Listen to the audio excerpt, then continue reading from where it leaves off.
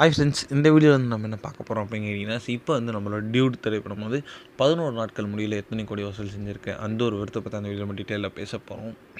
இப்போ வந்து தமிழ் சினிமாவில் முதல்ல வந்து இயக்குனர் அறிமுகமாகி, அதுக்கப்புறம் வந்து அவரே ஹீரோவாகி அவர் இயக்கிட்டு, அதுக்கப்புறம் அவருக்குன்ட்டு ஒரு தமிழ் சினிமாவில் இடத்த பிடித்து இப்போ வந்து ரொம்ப பெருசாக. ஸோ முதல்ல வந்து டிராகன் அப்படின்ற திரைப்படத்தின் மூலமாக வந்து ஒரு ஆக்டராக வந்து அஃபீஷியலாக வந்து வேறு ஒருத்தரோட இயக்கத்தில் வந்து அறிமுகமானாங்க. ஸோ அதுக்கப்புறம் வந்து இப்போ வந்து லேட்டஸ்ட்டாக டியூட் அப்படின்ற திரைப்படத்தில் வந்து ஹீரோவாக வந்து நடித்து இப்போ வந்து சூப்பராக போயிட்டுருக்கு அந்த திரைப்படம் தேட்டரில்.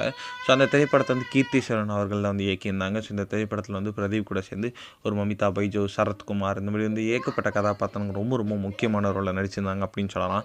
ஸோ இந்த திரைப்படம் வந்து ரசிகர் மத்தியில் ரொம்ப பெருசாக வந்து எதிர்பார்க்கப்பட்ட திரைப்படம். ஆனால் வந்து ரசிகர் மத்தியில் ஒரு கலவையான விமர்சனம் பெற்றுச்சு அப்படின்னு சொல்லலாம். ஸோ ஒரு தரப்பு மக்கள் நல்லா இருக்குது அப்படின்னு சொன்னாலும், இன்னொரு தரப்பு மக்கள் வந்து செகண்ட் ஹாஃப் கொஞ்சம் சுமாராக தான் இருக்குது, ஸோ கிளைமேக்ஸ் கொஞ்சம் நல்லா பண்ணியிருக்கலாம் அப்படின்னு நிறைய குற்றச்சாட்டுகள் வச்சுட்டு தான் இருக்காங்க. ஸோ என்னதான் வந்து குற்றச்சாட்டுகள் வச்சாலும் இந்த திரைப்படம் வந்து ரசிகர்கள் மத்தியில் வசூலில் வந்து நம்பர் 1 அப்படின்னு சொல்லலாங்க. ஸோ கிட்டத்தட்ட தீபாவளி வின்னர் அப்படின்னு கூட சொல்லலாம்.